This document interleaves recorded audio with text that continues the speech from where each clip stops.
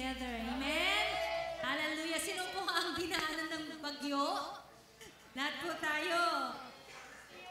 Praise the Lord. We praise the Lord dahil mabuti po ang Diyos at nakita pa ulit natin ang isa't isa. Amen? Though may mga lugar na totally devastated yung kanilang mga bahay, mga lugar talagang lubog sa baha. But we praise the Lord. Nalubog man tayo, hindi naman ganon kagrabe. Amen? So yun pong pasalamat po natin sa Panginoon. Ito po ay pabor ng Diyos sa atin na taga-Binmalay. Though mga paligid po natin ay mga tubig, pero nandoon pa rin yung protection. Hangga po ay imbatig yadagam, sobong to. Hangga po, praise the Lord. Hangga po ay nansakit at saya. Hangga po, praise the Lord. Amen. So, purihin po natin ang Panginoon dahil ang Diyos ay mabuti sa bawat isa po sa atin. And I am privileged today na on behalf of Pastor Jaime, I'll be speaking to you about the Pastor's Appreciation po natin. Ang araw na ito, ang October ay tinawag po na Pastor's Appreciation Month. Doon nag-celebrate na po tayo doon sa training center nung nakaraan, ay patuloy po natin na i-acknowledge yung ating pastor dito sa local church po natin. Amen? Sinong may nagmamahal sa ating pastor? Pwede bang itaas ang kanilang mga kamay? Sabihin nga natin kay pastor, tingin kay pastor. We love you, pastor. Thank you po. Hallelujah. Yan. Nagpasalamat po tayo sa buhay ng ating pastor as leader of this church. Dahil nga po, dumadaan man sila sa sitwasyon na hindi natin ma-explain. At hindi natin pwedeng sabihin na ganito-ganito. Dahil hindi natin alam ang kaparaanan at ang kaisipan ng Diyos. Ngunit nakikita natin na still strong si pastor. Yun pa, salamat po natin. At patuloy siya na ginagamit, nagpapagamit sa Panginoon. Though dumadaan man sa sitwasyon na physically, hindi niya nagagawa yung dati niyang ginagawa. Pero we praise the Lord dahil buhay siya, nagpatuloy na pinapanalangin ang bawat isa po sa atin. Patuloy siya na naglilingkod sa Panginoon. Amen? Yun po ay isa ng pasalamat at papuri sa Panginoon sa buhay ng ating pastor. Hallelujah. So, we will talk about Pastor's Appreciation Day, pero alam niyo po, hindi ko po alam kung paano i-organize po yung ating Pastor's Appreciation. And I was praying kung paano. And so nakikita ko po sa aking buhay, I ponder sa nakaraang mga years ng aking kabataan. Lumaki pala ako sa mga pastor. Noong 2 years old to 4 years old ako, tumira kami sa Bible school. IFBC Bible School pa. Doon saan yun, pastor? Maliora, tama ba? Sa Lukaw. So 2 years kami ng nanay ko, tapos dinala dito sa Kanawalan, yung Bible School. At tumira kami din dito ni nanay. Habang siya ay teacher, ako naman po ay inaalagaan ng mga mga papastor na estudyante. Kasama daw sila Nanay Lourdes na nag-aral sa Bible School, kasama nila si Uncle Raul, mga teachers nila, sila Pastor Rodel. So nakatira sila dito. Yan. So ang ating Kanawalan Church pala ay isang educational place para sa Panginoon. Para sa ikakaglorify ng Panginoon. So noong high school naman ako, noong elementary pala ako, na-separate yung IFBC sa Mones Ministries. Hindi ko alam kung anong tawag doon. At lumaki ako sa Sabangan na mayroong church. Doon, kapitbahay mismo namin. At doon sila kumakain araw at gabi. Kasama ko lagi ang mga pastor. Sila Pastor Labrador, Pastor Mallorca, Pastor Wilson, Pastor Ray. Alam nyo, iba't ibang pastor ang dumaan doon sa Sabangan. Kahit na nung time na nawasak yung church, bumalik ang IFBC. At dinala ako ni Pastor Raul dito, high school na ako, nung dinala ako ni Pastor Raul dito sa Kanawalan. College, diretso na hanggang college, hanggang ngayon. So, kung titignan ko yung buhay ko, kung paano natin i-appreciate ang pastor, iniisip ko, paano ba mabibigyang pahalagahan ang isang pastor? Dahil ako mismo lumaki at alam niyo po, pag makikita mo yung buhay ng pastor at nakalakihan mo, parang natatakot ako. Actually, may pangamba ako. Bakit kanyo? Alam niyo po, mahirap po ang buhay ng mga pastor. Nakita ko po yung buhay nila na umaasa sila sa love gift. Umaasa sila sa tithes noon na 300 pesos. Imagine nyo, 300 pesos sang linggo. Pero yung grace ni Lord, na makita ko sila na strong, healthy, ginagamit pa rin ni Lord, nagpupuri, tumataas pa rin yung kamay nila, at sinasabi, to God be the glory pa rin, out of 300 pesos na in-stretch nila for the whole week. Yan po ang buhay ng mga pastor na nakita ko. At through their life, may mga pastor din po na nakita kong huminto. Nag-stop sila dahil sa mga struggles. Hindi lang sa financial, pati sa pamilya. Dahil nga nakikita ng mga pamilya nila na mahirap ang buhay ng isang pastor. Kung po pwede hilain nila ang anak nila, agkalamang papastor, no mapatay bilay mo ay, at ipambibilay mo, paano ka mga sawa? Paano ka mambilay ang pamilya? That's the life of pastors sa mga nakita ko. May mga huminto, pero alam nyo yung mga nakita kong huminto, patuloy pa rin na sumamba sa Diyos. Kahit nawala man sila sa ministry ng pagkapastor, nandoon pa rin yung commitment nila na magpagamit at mag-serve kay Lord. Kahit hindi sila tumatayo sa pulpito. Dahil ang totoong tao na tumanggap sa Diyos bilang Diyos at tagapagligtas, hindi man siya diretso na perfect ang daan. Kasi syempre lahat po tayo may mga pagsubok, minsan nadadapa. Ganon din ang mga pastor kasi tao rin po ang mga pastors. Tao rin po sila na nagkakamali, may mga needs, may mga bagay na kailangan i-prioritize, may mga kailangan na ibalanse sa buhay. Yan po ang ating mga pastor. Tao din po sila. Tao rin po kami. At may mga pangailangan. At kung minsan nagkakamali talaga sa mga desisyon. But we praise the Lord dahil hindi humihinto ang pag-ibig, hindi humihinto ang Diyos na gamitin ang bawat isa po sa atin.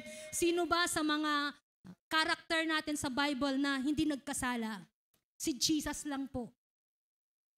Lahat po ng mga karakter sa Bible na makikita nyo, lahat sila may mga weaknesses. Just like you and just like me. Pero ang kabutihan po ng Diyos, minahal niya tayo kahit sino man tayo. Yan po yung pagmamahal na hindi natin mapasubalitan, hindi natin maibalik ng bonggang-bongga. Ang Diyos lang po makakagawa sa atin. And even if we would like to live a life perfect before the Lord, alam ng Diyos na hindi tayo perpekto. At niyakap po tayo ng Diyos. Ano man yung nagawa mong kasalanan in the past of your life, minahal ka ng Diyos at mamahalin ka pa rin niya.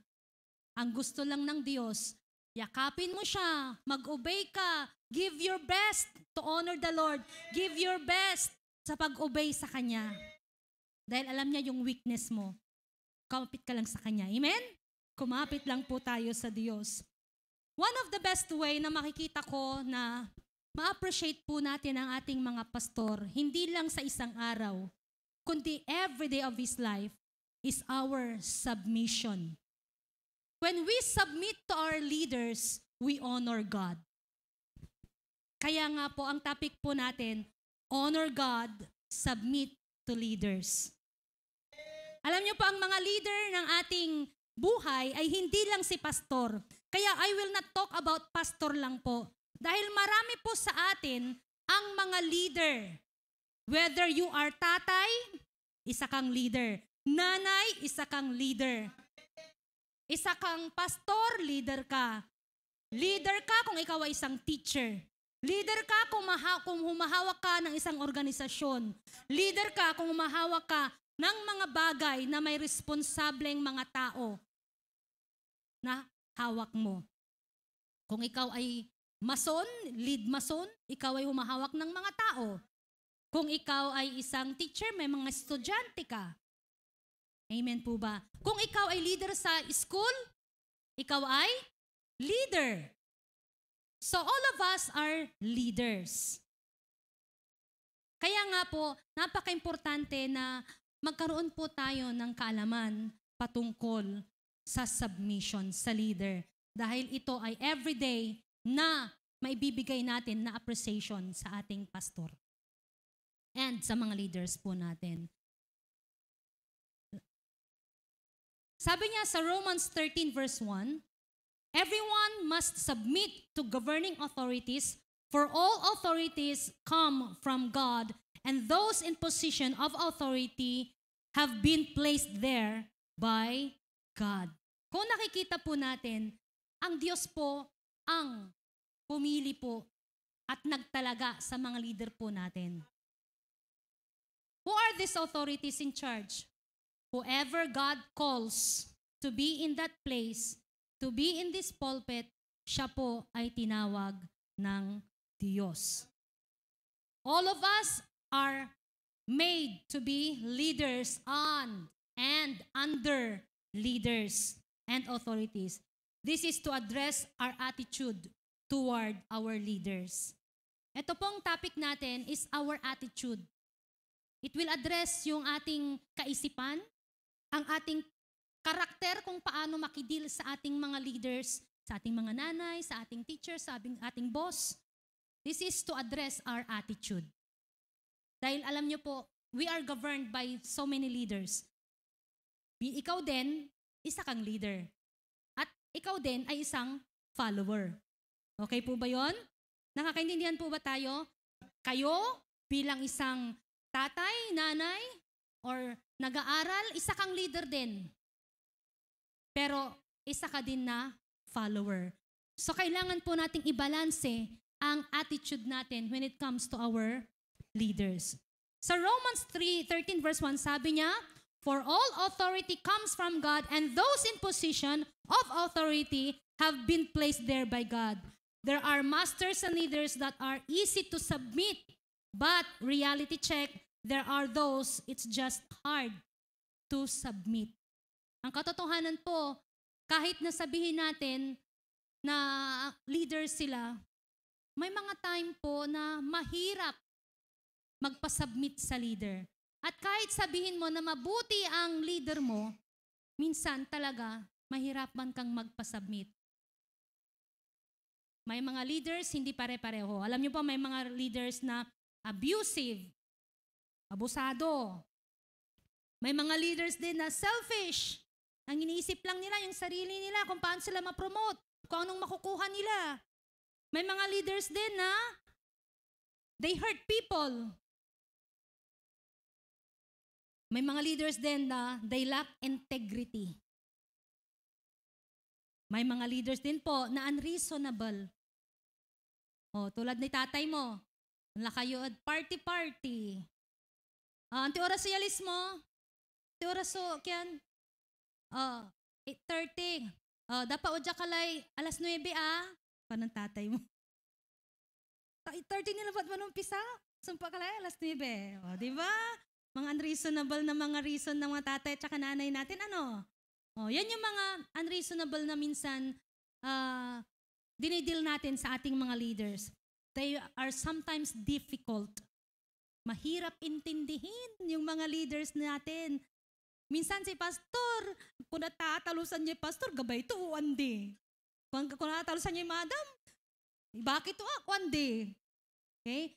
There are people na napakahirap intindihin. Lalo na kapag nagmimenopause na. Kami na mga babae, minsan dahil sabi nga nila, hindi stable ang mga kaisipan ng mga babae at mas magandang leader ang lalaki dahil stable. Sometimes we are difficult leaders. May mga leaders din na irresponsible. At yan ay katotohanan po. Hindi po natin masasabi na ang lahat ng leaders ay mabuti. Sa Romans 13 verse 1, sabi niya pa rin, everyone must submit to governing authorities. For all authorities comes from God. And those in positions of authority have been placed there by God. Sa Romans book, ito po ay, ang nagsulat po nito ay si Paul. At nung sinulat po itong Romans, ay bago pa lang si Caesar, si Nero, Claudius Caesar bilang isang leader. And hindi pa siya ganun ka brutal nung panahon ng sinulat ang Romans. Pero alam niyo po, sabi na ni Paul na magpasubmit tayo sa leader. At nung time na si Peter naman ang nagsulat ng kanyang libro, ito na yung panahon na ang sabi sa history, si Nero, pinalsaan turay Hudyo, sinunog ang Rome. Pero alam niyo kung anong sabi ni Peter? Kahit na pinipersecute ang mga Jewish, ang mga Israelites, sabi niya sa 1 Peter 2:13, next mga anak, 1 Peter 2:13.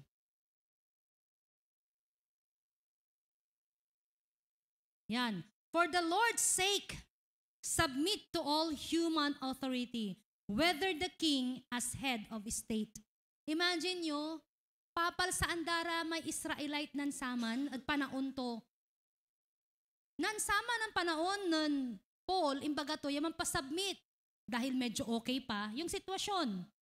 Pero kinonfirm din ni Peter na magpasubmit ang mga tao sa kanilang mga kings. Ito po naman yung panahon na nape-persecute na yung mga Kristiyano. Diba ang hirap yung sitwasyon na pinipersecute ka na, bad na yung hari mo, pero nagpapasubmit ka pa rin at sinasabi ng leader mo, magpasubmit ka pa rin. Diba yung kung tayo na mga nasaktan, sasabihin ng nanay mo, anak ko, magpasubmit ka, tatay mo ninsan siyatan, nung nagyagyari. Anak ko, honor mo la ba si nanay mo? Ang gaano asakitan ka la, pero nandoon pa rin yung sinasabi ng leaders sa'yo, magpasubmit ka. Why would I submit? What would motivate me to submit? Bakit ba tayo magpapasubmit? Bakit kailangan na mag-submit pa rin tayo? Paano tayo magpapasubmit kung alam natin na ang mga leaders natin, nakikita mo ng boss mo, nanay mo, tatay mo, mahirap intindihin, mahirap magpasubmit? What would motivate us to submit to them? For reason. Number 1. Next po, mga anak ko. For reason why submit to leaders. Number 1, submission to God. Nagsasubmit tayo sa leader because it's our submission to God. Pangalawa, it protects us from the works of the devil. It is a protection from God. Pangatlo, it is His guidance. It's the guidance of God. And number 4, we as ambassadors of Christ, we should submit. Paano ba yan? Parang medyo, ang labo nyo. Ang labo mo, pre. Parang okay lang siguro yung 1, 2.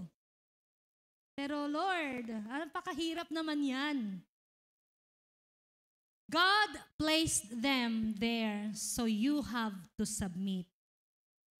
We may say, Lord, I am submitting to you. I don't like these authorities, these leaders, but I like you. So I will submit because it's your word. We submit to our leaders because it is the Lord's will. Alam niyo, sa totoo lang, mabait man o mabuti ang isang leader, talagang mahirap pong magpasubmit. Dahil may mga bagay na tayo mismo, may mga gusto tayong gawin at nare-restrain po tayo. Unla tayo at church, kuanan Madam Nora, mampikasi tayo alas 7. Manluto at ni. Wala ni gagawaan ko. Man-meeting tayo. Yayang people, unyan oras. Wala ni assignment ko. Mabait naman na si Madam May, awo. Hindi naman na masama si Madam Nora, di ba? Na leader. Pero kung titignan po natin, mahirap magpasubmit. Reality check. Sa atin, mahirap magpasubmit. Pero let's look unto the Word of God. Let's dig in. Bakit ba kailangan natin ng mga leaders, ng pastor natin? Tandaan natin talaga na wala tayong magagawa dito. Those are placed by God. Ang mga leaders na yan, si pastor nandyan dahil itinalaga ng Diyos. Ephesians 5:22. Tulad din ng mga asawa, sabi ng Bible, for wives, this means submit to your husband as the Lord. Nandyan yung as the Lord. Sabi din sa Ephesians 6:1, mga bata, children, nasa ba mga children natin? Papasukin nyo nga yung mga children natin. Mahaba-haba pa ito. Nampapractice nila. Yan. Children, taas ang mga kamay ng mga children. Sabi niya, children, obey your parents in the Lord. Mayroon na namang in the Lord. Ang mga bagay na alam natin, ang mga leaders na alam natin, mabait na, mabuti na. Alam mo na ang mga magulang mo gumagawa na ng mabuti sa'yo, pero mahirap pa rin magpasubmit. Sa totoo lang, tama? Pero tandaan po natin, ang mga bagay na nakatalaga sa atin bilang leader, we submit to them. Dahil sila ay pinili ng Diyos. Sa ayaw at sa gusto mo, magpapasubmit tayo. At ito ay message ng Diyos sa atin. Sabi mo nga sa katabi mo, message ng Diyos yan. Next, mga anak. Submission to God's authority is a sign of trust and humility before the Lord. Nagpapasubmit po tayo dahil nagtitiwala tayo sa Diyos at nagpapahambal tayo sa Diyos. Ina-acknowledge natin ang kapangyarihan at otoridad ng Diyos over us. It is a sign of trust. If I trust and know God that He is who He is King, He established authorities, He knows what is best for me. His will is good and pleasing and perfect. So whatever He placed there, whether I like it or not, I am going to obey, respect, make a wise appeal to them, be humble, and submit to these authorities because I trust the Lord. Sabihin mo nga, I trust you, Lord. Okay, nandyan si nanay, nandyan si tatay, nandyan ang mga teachers ninyo, nandyan si pastor, nandyan si Madam Nora, si Pastora May, nandito po kami. And trust God. Pagtiwalaan niyo po ang Diyos na kami po ay tinalagaan ng Diyos kung saan kami po ay gagamitin po ng Panginoon para sa inyo. Amen? Yan. Our knowledge of God will give us peace in submitting to leaders. Ang ating knowledge sa Diyos, ang kaalaman natin patungkol sa Diyos, ito yung magbibigay sa atin ng kapayapaan para magpasubmit sa mga leaders po natin. Proverbs 21:1, in the Lord's hand, the king's heart is a stream of water that He channels towards all who please Him. Ibig sabihin, ang Diyos po ang nangungusap at nagdadirect sa puso ng mga leaders. Ang Diyos ang in control sa mga leaders po natin. Sa boss mo, sa principal mo. Sila ay ginagamit ng Diyos at siya ang Diyos ang nag-i-stir up sa kanilang puso to do what is His will. If I trust the Lord and I believe that God can change the heart of leaders, I will be at peace to submit to my leader. Amen? May kapayapaan po tayo. Huwag po kayong mabahala na may sakit man ang ating mga leaders. Mayroon mang sitwasyon ng kanilang buhay na pinag-i-strugglean, pero alam nyo, ang Diyos kumikilos po sa ating mga leaders. At yan po ay para sa kabutihan po natin. Isaiah 9:6, sabi niya, "For us a child is born, to us a son is given, and the government will be on his shoulder." Let us remember that all authorities is in God. The Lord governs. Even your leaders, our president, our pastor, our boss, ginagovern pa rin yan ng Diyos. Though they are the leaders that we follow, still God is in control over them. Amen? So may kapayapaan po tayo na kahit minsan hindi tayo agree sa plano ng leader po natin, magpapasubmit pa rin po tayo dahil we believe God is in control. Jeremiah 22 verse 4 to 5, sabi niya,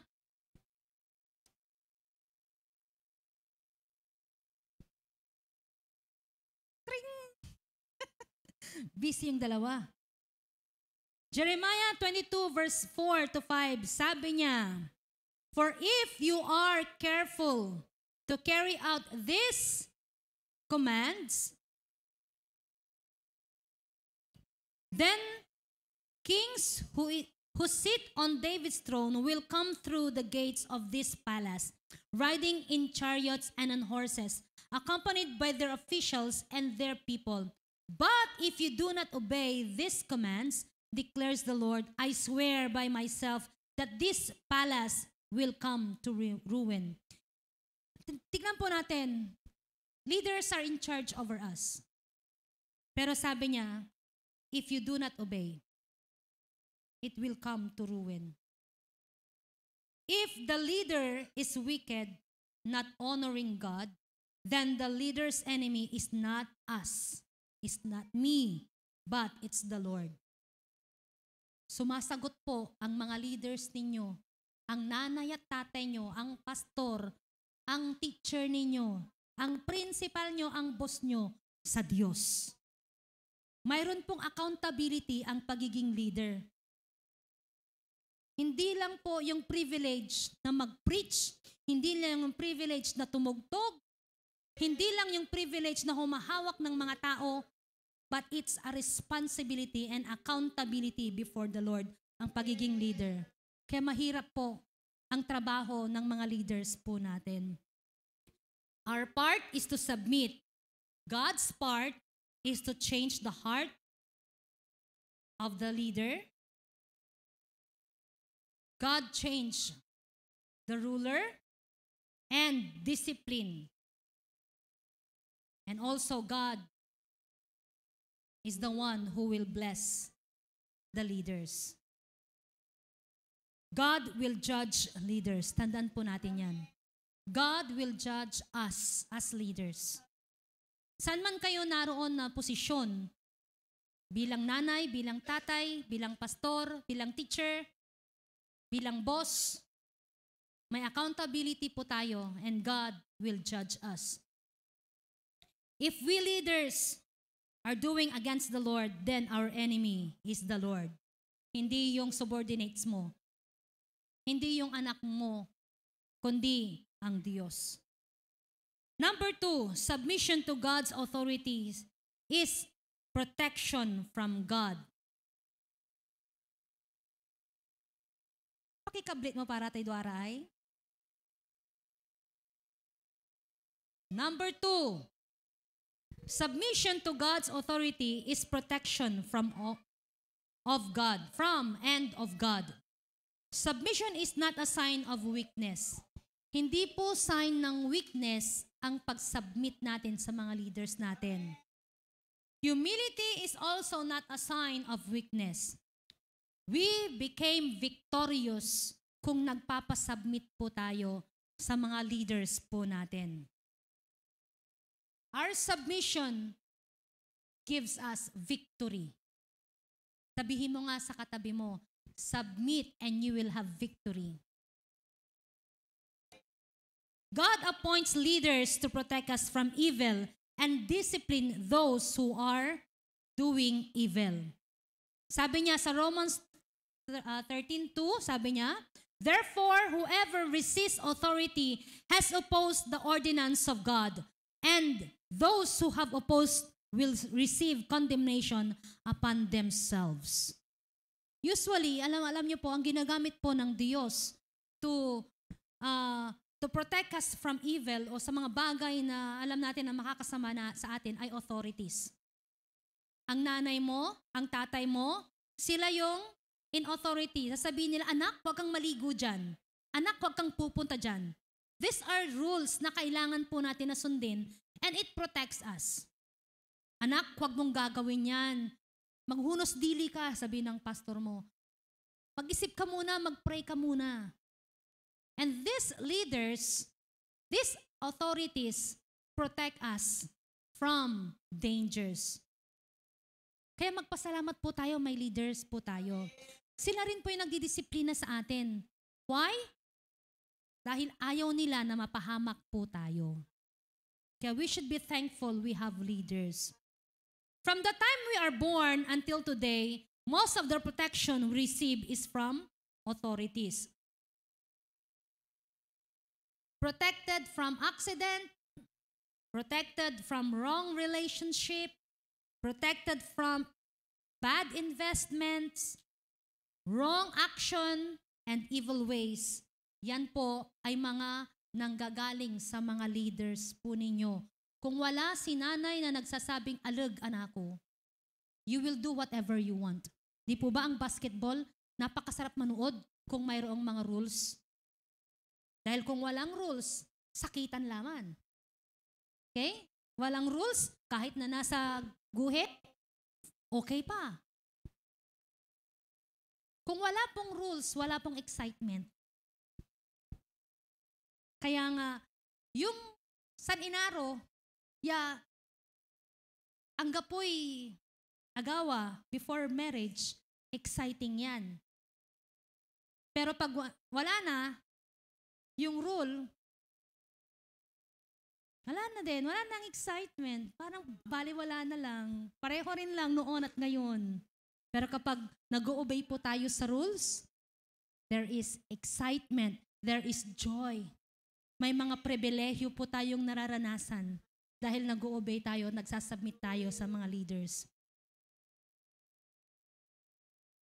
Sa akin bilang nanay, binibigyan ko ng proteksyon yung aking anak sa mga rules na ginagawa po namin sa bahay. At yun ay nagpoprotekta din sa kanila para hindi sila gumawa ng masama at hindi rin sila gagawa ng ikakapahamak at ikakabahid dungis ng pangalan ng buong pamilya. Tama po ba mga nanay at tatay?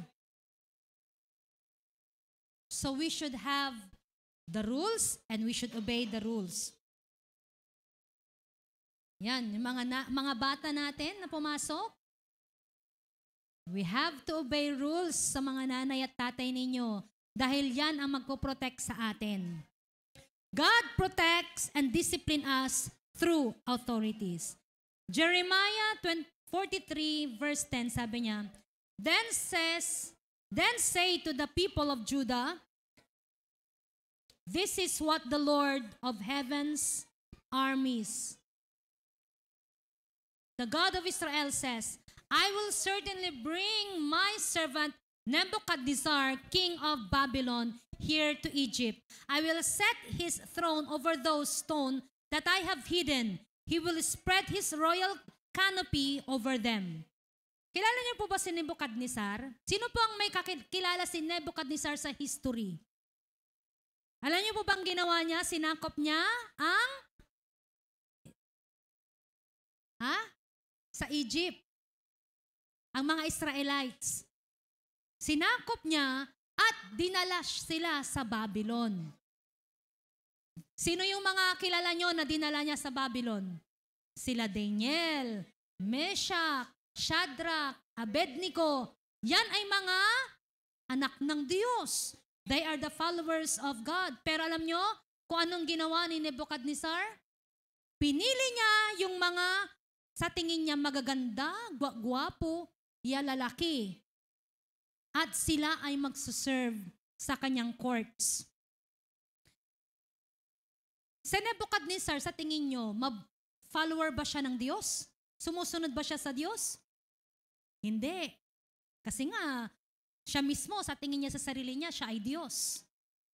Imagine you, yung leader na under sa kanila, nila Daniel, ni Meshach, Shadrach, at Abednego, ay hindi makadiyos na leader. Pero alam niyo ang ginawa nila Daniel? Sumunod pa rin.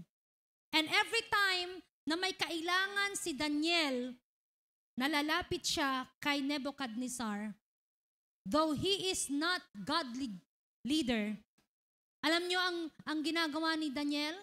Sabihin niyo to, yung word na ito ay napakahalaga.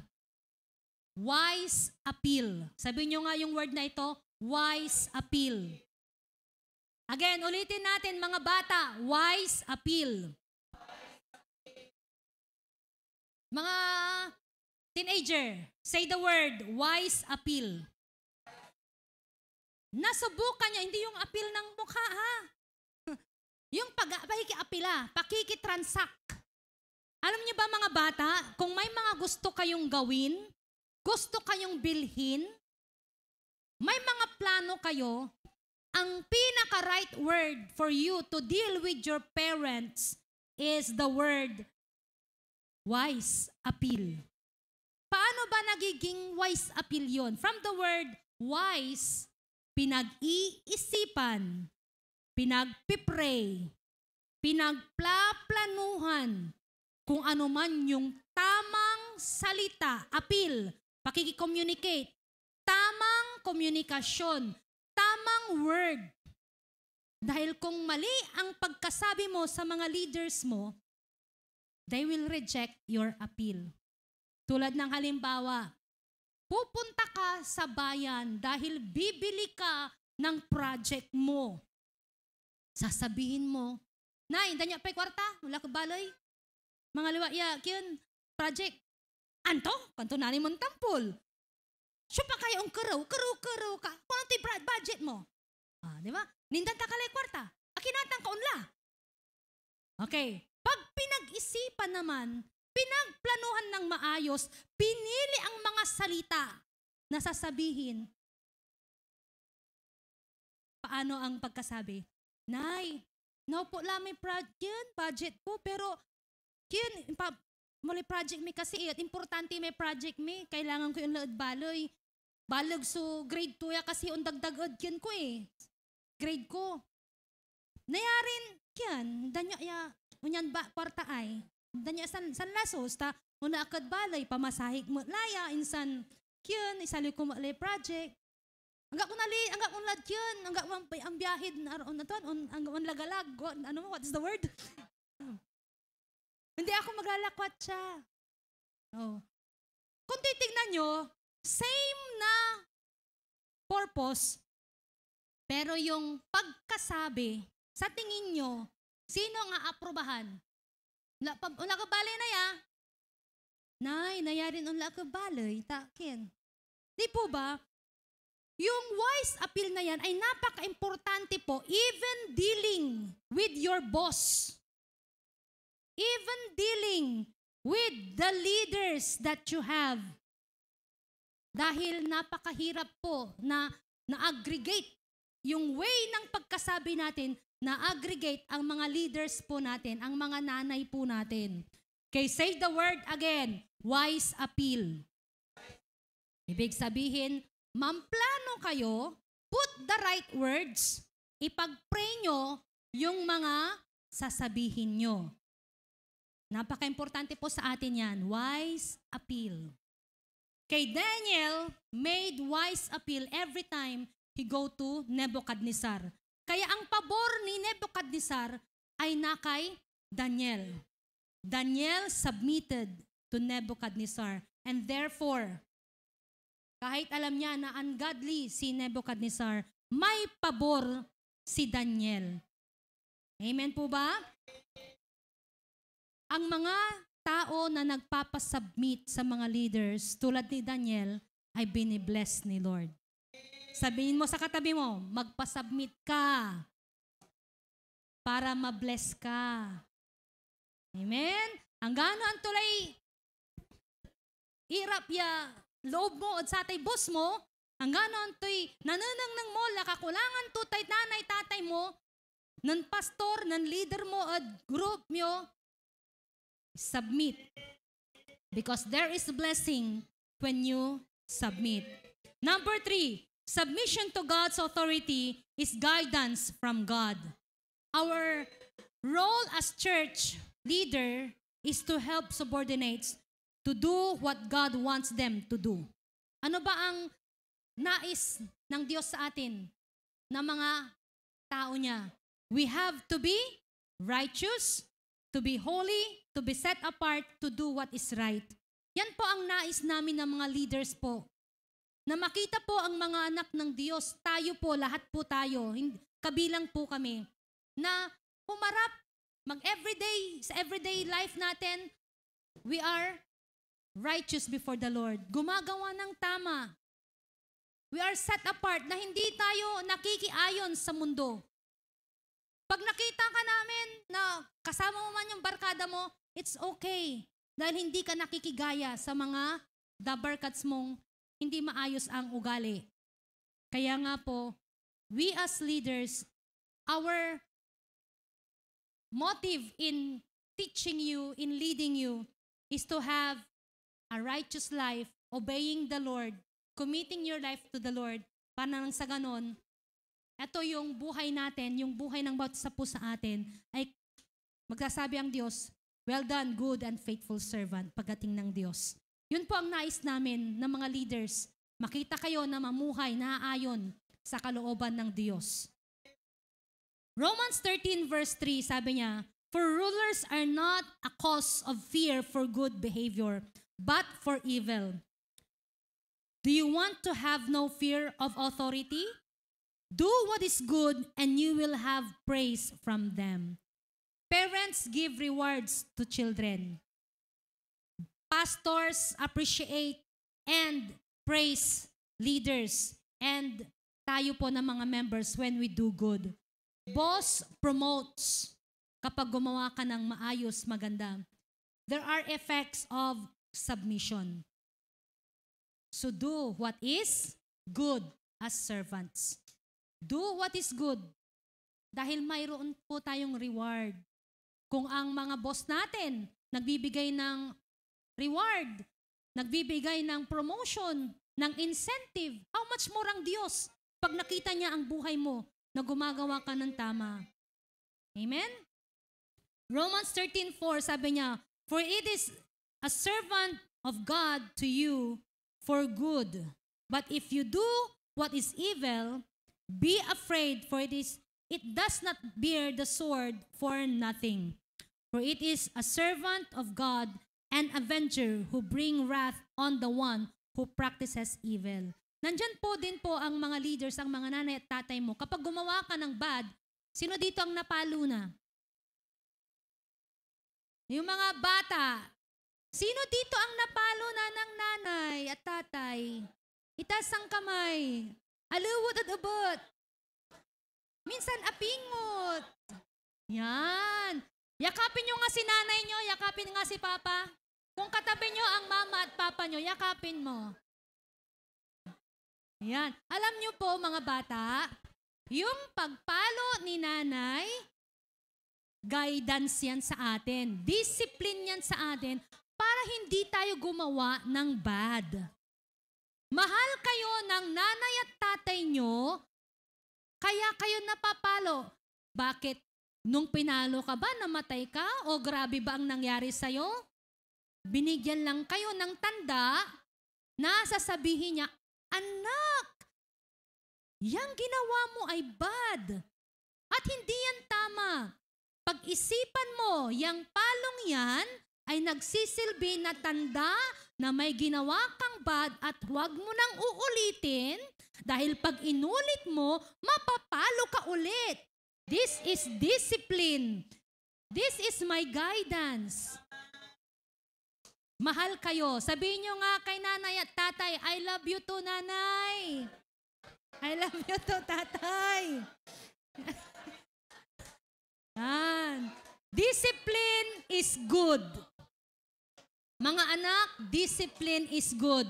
Dahil pag hindi kayo dinisiplina, makinig. Hello? Halimbawa, si Adasa, pinagpagtoy kuya to. Binugbog-toy kuya to. Pinulyanan nun, nanay, tantatay mo. Iba ga to, sige, buntalan mo laban. Sige. Sa tingin nyo, lalaki ba ng maayos si Adasa? Hindi. Magiging masama siyang bata kasi sa tingin niya, okay lang na gumawa ng bad. Kaya ang disiplina ay mabuti para sa atin. As long as, makinig, as long as hindi nyo po sinusobrahan na yung pamamalo at pananakit. Not every time gumawa siya ng mali, pak! Every time na sampal. Okay, there is a right way to discipline a child. May right way. At yung bibig natin na mga nanay, especially sa mga nanay, dakdak tayo ng dakdak.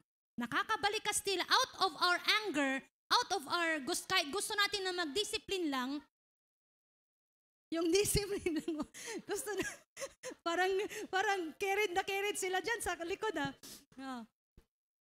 Yung discipline po natin sa mga nanay, sa mga atin na mga nanay, tatay, go straight to the problem. Huwag kayong magdadakdak at ikumpara yung anak ninyo sa ibang bata. Huwag niyo pong sabihin na mas maong ni unya, taon niya. Okay, masasaktan po ang mga bata. At the same time, huwag naman tayong ipoprovoke yung mga anak natin na bawi, ipoprovoke yung mga bata na mas lalon unarawi sa loob daad sa isika tayo. Discipline our tongue. Huwag din tayong magkasala kapag nagko-correct po tayo sa mga anak natin. Baka man ayaw tayo, kakasala ka tuloy. Discipline is necessary, but you have to control your anger. Sabihin nyo nga, nanay, control your anger.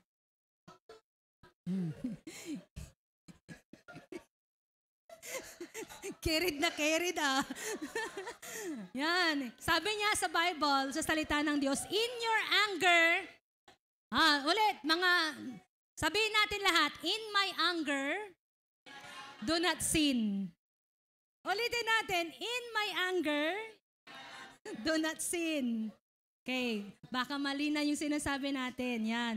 Discipline is good, but we have to control our anger. In our anger, we should not sin. Next. Romans. Ayan. Yung mga nanay tsaka anak, relate na relate. Romans 13:4, sabi niya, for it is a servant of God to you for good. But if you do what is evil, be afraid, for it does not bear the sword for nothing. So kailangan ng disiplina. God give us leaders to guide us to the right path, to protect us from doing something wrong so that God will bless us and reward us. Next. They achieve this. Tandaan nyo, yung mga Bible character. Si Moses, nagrespeto siya sa leader ng Egypt kahit na grabe yung pinagdaanan niya. Nirespeto niya ang leadership ng mga Pharaoh. Daniel make wise appeal. Naaman's slave became supportive sa kanyang leader, kay Naaman.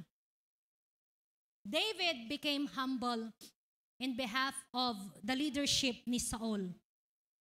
Yung ating pagiging submissive, sasubmit natin sa mga leaders, we achieve the Lord's purpose in our life through our submission.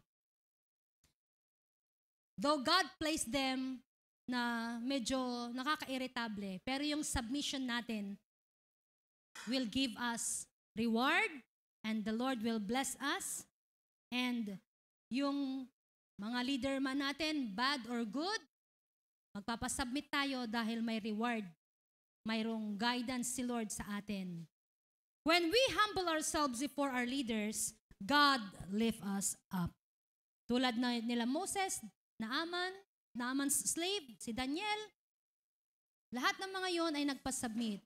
So we humble ourselves before the leaders so that God will lift us up. Number 4, we submit to God's authorities because we are ambassador for God. Sabi mo nga, ambassador ka ng Diyos. O, ulitin. I-clear nyo ha, ambassador. O, ba, ambassador tan. Arako, ambassador. Ano ba yung ambassador? Pag sinabi po na ambassador, sila po ay nagre-representa ng, halimbawa, ambassador ng Pilipinas doon sa Amerika. Siya ang nagre-represent ng mga Pilipino doon sa Amerika. Tayo dito sa earth, we are ambassador of God. Tayo po ang nagre-represent sa kaharian ng Diyos. Through our submission, they can see Jesus in our lives. They will realize something unique about us. We submit to reflect Christ's likeness to our leaders. So yung ating submission nagre-reflect na tayo po ay mga anak ng Diyos, kawangis ng Diyos sa ating mga ugali.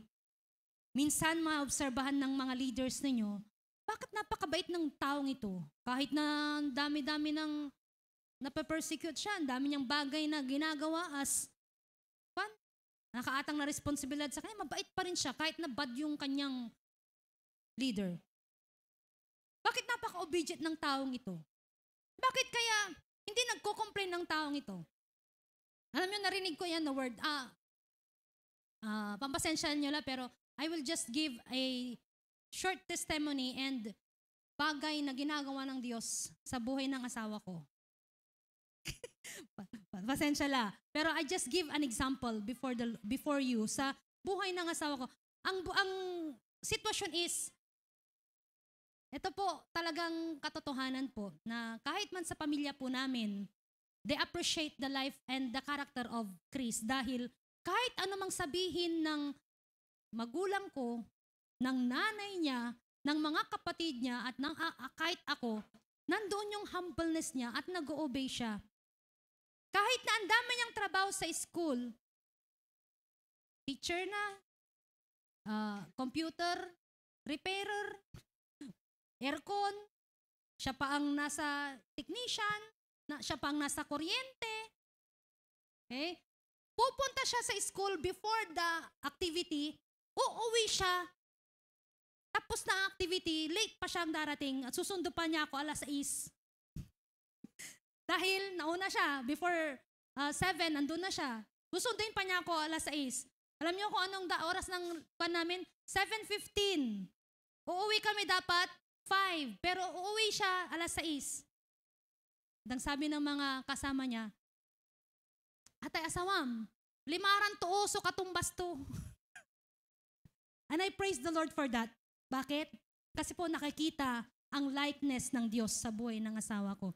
At ako mismo na nakikita, ako mismo na, kung titignan niyo ako, magmula nung kabataan ko hanggang tumatanda ako, malastog ako. Honestly, ako po ay mayabang. Ako po ay maraming mga gustong gawin at pinipilit yan na gusto kong gawin.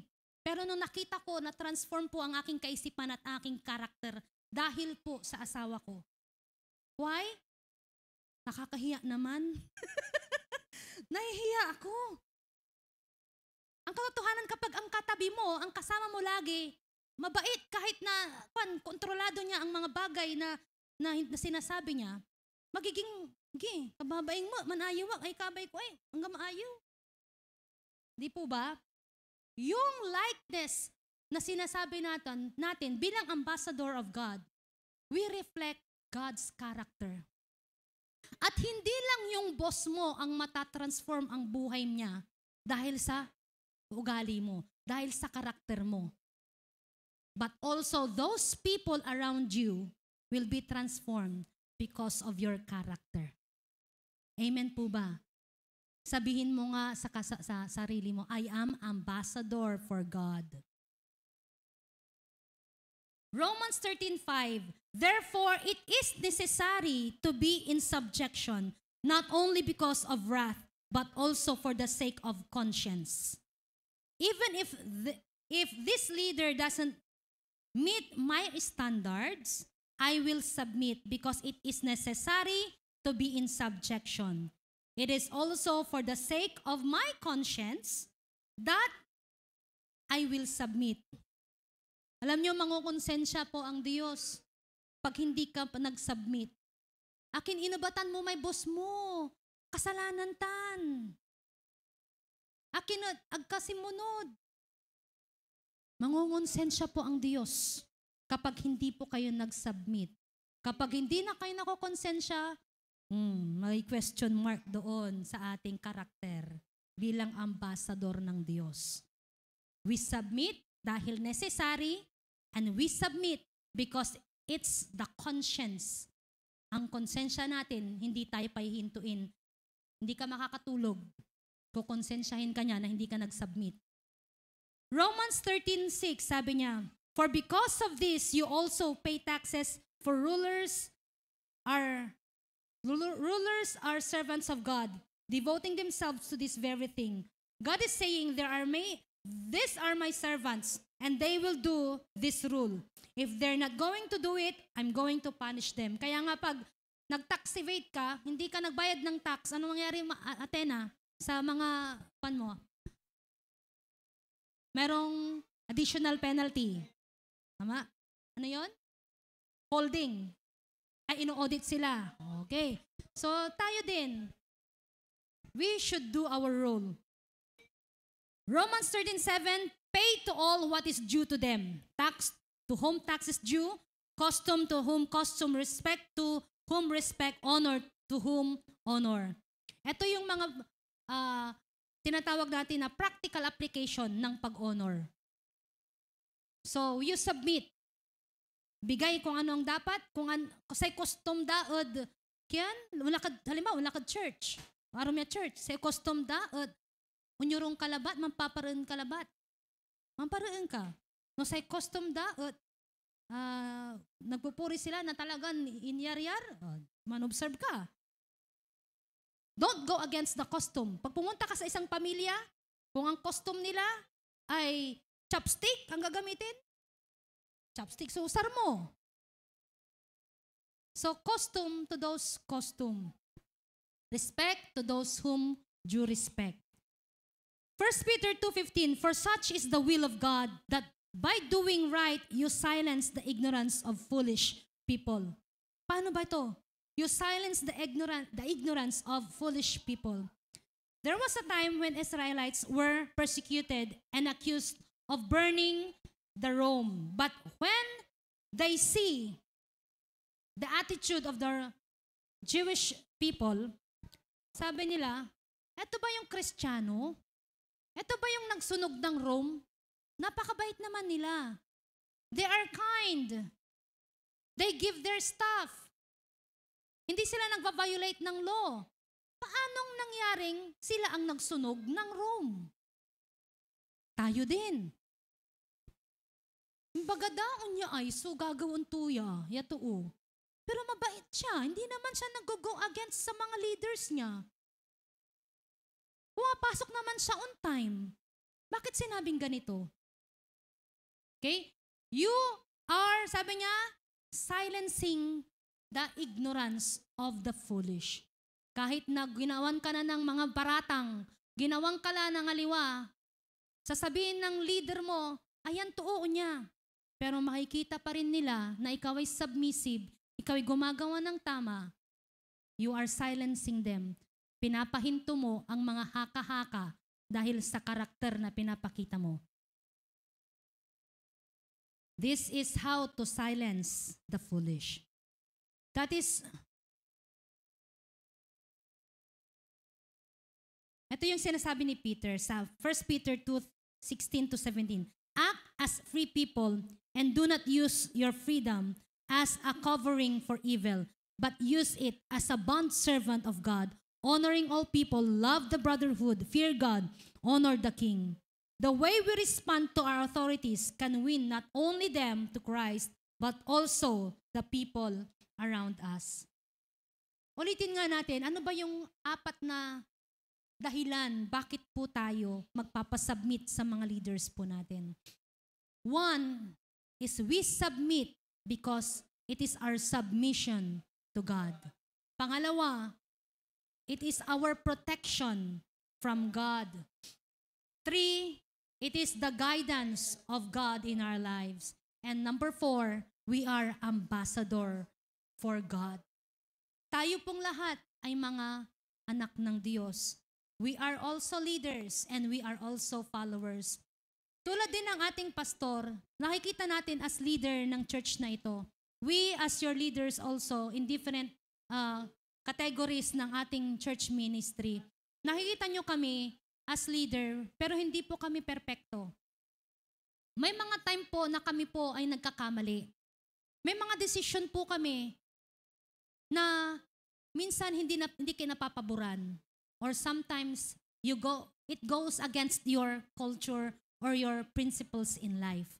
However, sa oras na ito, nais ko po as leader ng worship team at sa mga kasama ko sa worship team na humihingi po ako ng dispensa ng tawad.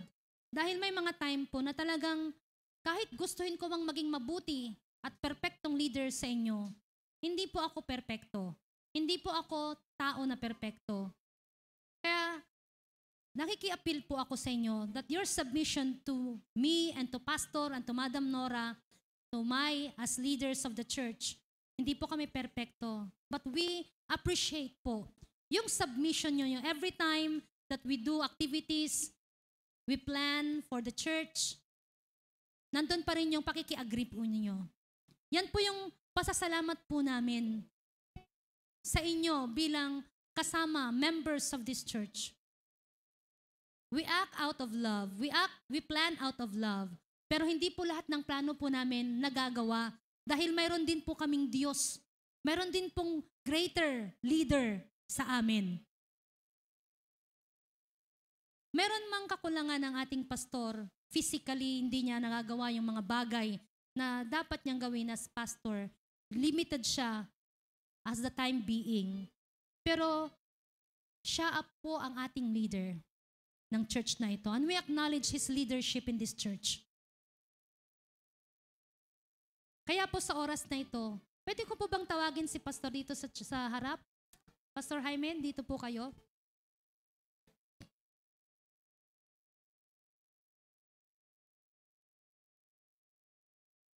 Si pastor po ay gift ng Diyos sa atin. May mga kakulangan po, may mga bagay po na in the past, nasaktan kayo or something na hindi kayo nag-aproba, hindi tayo nag-agree sa mga plano niya. However, we submit to our leader, our pastor, because we believe he is appointed by God. And it's a way of honoring him and saying, I submit to you, pastor, because you are my leader and I honor God through your life.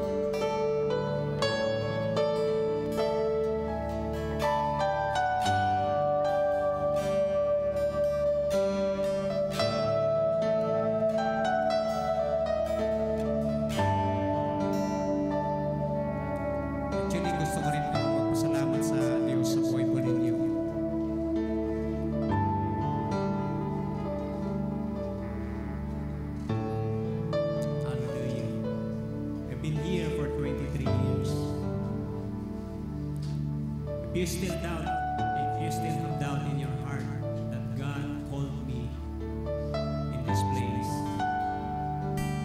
kayo na po ang bahala doon. Kasi sa loob ng 23 years na yan, I'm still here. And hindi lang po ako pastor para sa inyo. You are my family. Kanina po, habang ako po ay madaling araw, kasi actually talagang nagigising na po ako 3 o'clock in the morning.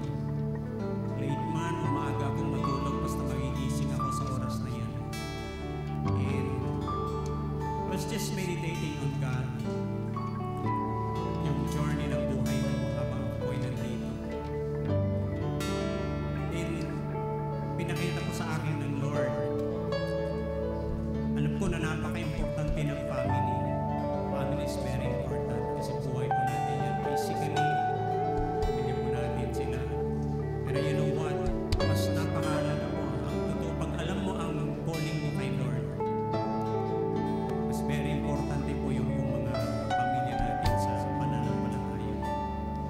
Kasi pag titignan po niya kahit ang ating Panginoong Yesus, maraming time na meron siya sa kanyang mga disipulo. Most of his time, ginugol niya.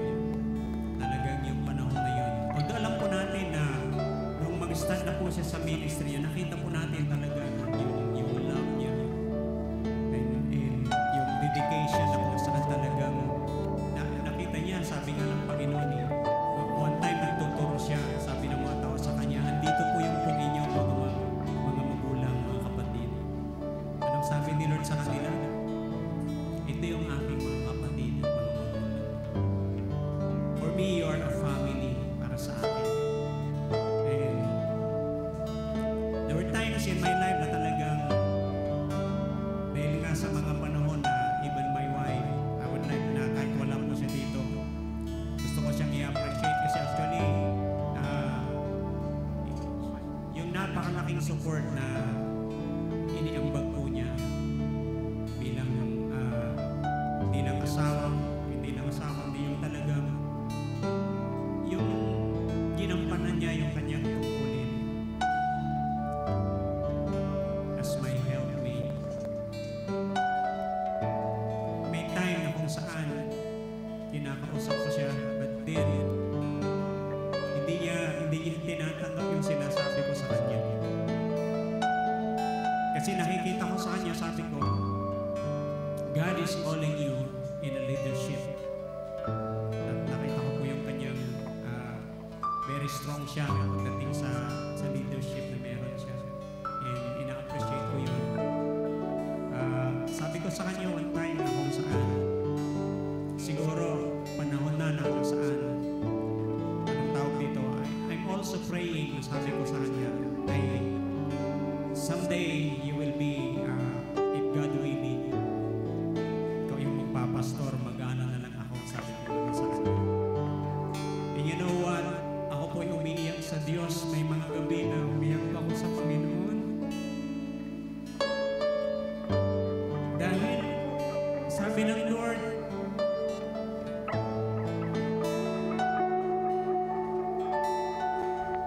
your gift and calling are without repentance.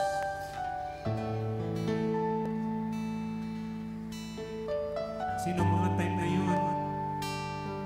Iba po yung, kaya nga, ganun na lang na kung saan ayaw niyang sabihin sa akin kung ano yung nararamdaman niya. Kasi ayaw din yun ako yung mag-alala ng mga time na yun.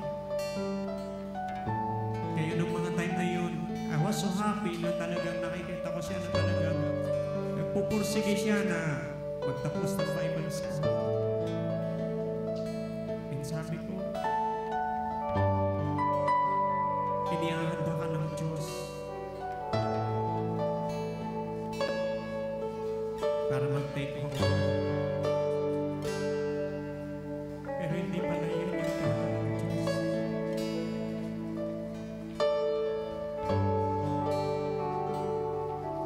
For 23 years, God has just reminding me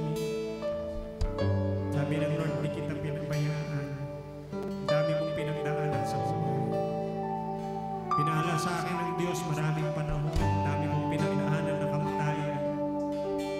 Pero sabi ng Lord sa akin, hanggang ngayon buhay ka pa.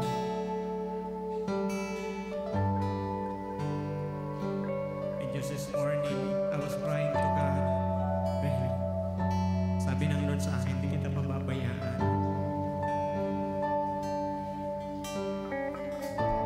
Kaya laking pasasalamat ko sa Diyos that God has brought me here. Hallelujah. For 23 years, pinagpalak ako ng Diyos sa lugar na ito. At hindi po nagkamali si Lord. Dami ko pong pinagdaanan. Alam niyo po yun, dami kong pinagdaanan. Kahit ako po yun nung nag-pastor pa ako dito. Yung mga panahon na bago-bago pa lang akong pastor, dami kong pinagdaanan. But then, sabi ko sa Lord, before na dalhin ako ng Diyos sa isang lugar, sabi ko nag-pray ako, Lord, dalhin mo ako sa isang lugar. I don't know kung nasabi ko ito sa inyo. Dalhin mo ako sa isang lugar na hindi ako magugustuhan ng tao. This is really true.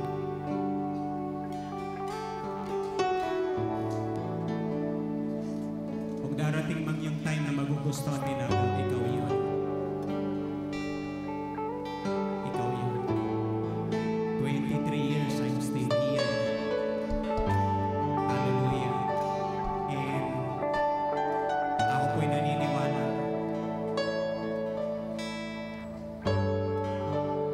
Sabi ko nga, Lord, lahat ng alinlangan na meron man sa puso ko, iwinawagsi ko yun. Dahil kung hindi ka tumawag sa akin, wala na ako dito. And thank you so much sa buhay po ninyo, sa lahat ng mga leaders. Sa totoo lang, nung ako po'y pumunta rito way back, I think 2001. Yun po yung time na namatay si Pastor Paul. 2000. Dami na pong mga, alam niyo, ang dami na pong mga umuwi sa Diyos. Mga, alam niyo, mga elders, mga leaders natin, mga nanay. Alas wala na akong makita. Diba? Yung pinakahuli sa kanila, si nanay na lang. And, alam niyo, ng mga time na yun, punta ako dito, mga 20 plus ako eh. Kasama ko yung mga nanay. 60 plus, 70 plus, 80 plus na mga nanay. Alam niyo po ba na hindi ko alintana kung sino yung kasama ko. May time nga na may miyembro na may time na pag niyaya ko ayaw makisabay nakasama ko yung mga nanay naglalakad. I don't know. Hallelujah. Hindi ko alam ito yung pagkatawag sa akin ng Panginoon. Nakasama ko mga talaga. And the Lord, tinuruan ako ng Diyos kasi nakita ko yung buhay ng mga nanay na ito. Very prayerful sila. And doon ako talaga na nakita ko na ang buhay ministry sa Diyos hindi po madali kung walang panalangin. And the Lord, tinuruan ako ng Diyos na makasama itong mga. Can you imagine kasi pagkasama mo sila, halos walang, alam niyo yung magigising ng madaling araw, mananalangin. Alam niyo yung mga panahon na yun, halos everyday may doon once dito. Kasi talagang panalangin ng panalangin yan. And we thank God kasi sabi nga ng salita ng Diyos, sila po ay mga naging haligi ng iglesia nito. Kung wala rin sila, wala rin tayo. We thank God for their lives. Hindi po natin makakalimutan. We thank God for the life, especially the Kalamyong family. Kasi kung hindi sila dinala ng Diyos dito, maaaring sabihin po ninyo, bakit wala namang ibang gagamitin ng Diyos? Wala tayong magagawa. May mga tao talaga na kung saan itinakda sila na sila yung gagamitin ng Diyos. And we are so grateful sa buhay nila. Amin ba yun? Hallelujah. Kaya purihin po ang Diyos sa buhay po ninyo, sa buhay ng mga leaders natin. And maraming salamat maging kay Pastor Danny na alam ko po through his leadership ay tuloy na kung saan ako po'y naniniwala palalaguin ng Diyos ang FFBC family or ministry. Maraming salamat sa mga leaders po natin. Gusto ko rin pong magbigay ng token ng pasasalamat sa mga church leaders po. Gusto kong tawagin si Madam Nora. Konting token lang ng appreciation and pagsalamat. Receive this seed as a token of my thanksgiving for all your unwavering support, serving God and His people with all your heart, soul, and strength. I am declaring that your labor in the Lord will God Himself be the one who will reward you. I pray and declare that in due time the Lord will fulfill in your life and family His promises. May God's unprecedented favor and great harvest will be manifest in every area of your life. In Jesus' name. Maraming pong salamat, Madam Laura. Maliit po na bagay, pero ako po'y naniniwala na hallelujah, ang Diyos po ang siyang magpapala sa lahat po ng mga ginagawa po ninyo. To Madam Shane, Madam Mai, and Madam Bertie, kasi Madam Jennifer, yun na rin po yan, nakalagay.